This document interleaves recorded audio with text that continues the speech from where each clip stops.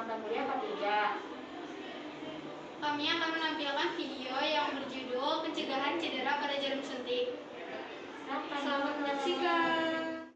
Pada November 2008, Amerika mengesahkan Federal Net Lancet Safety and Prevention Act sebagai undang-undang tentang perlindungan pada petugas pelayanan kesehatan dari tusuk jarum dan benda tajam melalui rekayasa safety, yaitu pemanfaatan jarum dan benda tajam lainnya. Selain undang-undang perlindungan kepada petugas kesehatan, CDC juga menyatakan sharp container dapat mengurangi kejadian tertusuk jarum dan benda tajam, yaitu dengan cara membuang jarum suntik bekas pakai ke dalam sharp container tersebut. Syarat sharp container yang baik adalah tertutup rapat, rigid, dan tak mudah tembus jarum suntik dan benda tajam lainnya. Selain itu, sharp container juga harus diberi label biohazard warna kuning dengan tulisan berwarna merah serta diletakkan pada tempat yang mudah terjangkau. Ketersediaan dan kemudahan akses sharp container juga dapat mengurangi terjadinya cedera akibat tertusuk jarum dan benda tajam lainnya. Cedera jarum suntik menurut para ahli. Pertama, cedera jarum suntik merupakan tusukan pada kulit yang disebabkan oleh jarum yang kemungkinan telah terkontaminasi dengan kontak pasien yang terinfeksi atau kena cairan tubuh. Menurut Trivedi, Kasar, Tiwari, Verma, dan Sharma pada tahun 2013. Kedua, cedera jarum suntik adalah merupakan luka tusuk yang terjadi secara tidak sengaja dan kemungkinan telah terkontaminasi dengan darah dan cairan tubuh. Menurut Tarigan, Kriebel, Quinn, dan Cifuentes pada tahun 2014. Pencegahan cedera jarum suntik. Pertama, menggunakan APD atau alat pelindung diri. Kedua, tak menyarungkan jarum suntik setelah menyuntik atau mengambil darah. Ketiga, menampung jarum suntik bekas di sharp container. Keempat, mencuci tangan sebelum dan sesudah memakai sarung tangan. Kelima, mencuci tangan sebelum dan sesudah kontak klinis dengan pasien. Keenam, imunisasi hepatitis B bagi petugas kesehatan. Ketujuh, memeriksa serologi berskala hepatitis B, hepatitis C, dan HIV. Penyebab cedera jarum suntik. Pertama, injeksi. Kedua, pengambilan darah. Ketiga, pemberian obat. Keempat, kanulasi UV. Kelima, pembukaan jarum. Keenam, recapping. Ketujuh, pembuangan jarum. Kedelapan, pembukaan ampul. Penanganan cedera jarum suntik. Pertama, segera cuci luka dengan air mengalir selama 1 menit dan sabun.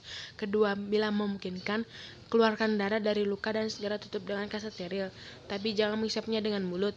Ketiga, semua selaput mukosa yang terpapar, misalnya konjungtiva, sebaiknya diirigasi. Keempat, singkirkan semua bahan dan alat yang mungkin terkontaminasi cairan tubuh atau darah pasien. Kelima, segera identifikasi pasien menjadi sumber dan koordinasikan kepada pemimpin.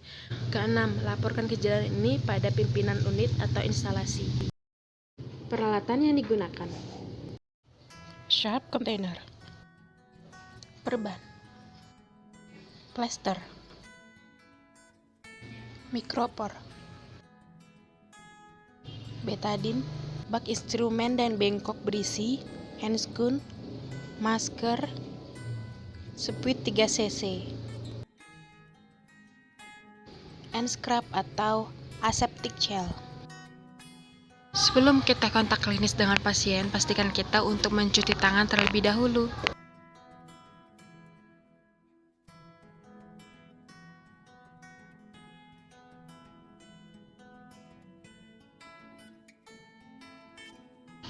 Setelah selesai mencuci tangan, pastikan kita untuk memakai APD atau alat pelindung diri.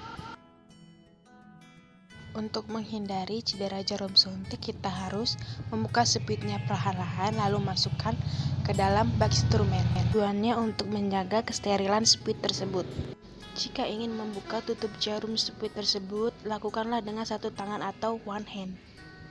Jika pemakaian jarum sudah selesai, tampunglah jarum suntik ke dalam sharp container atau safety box.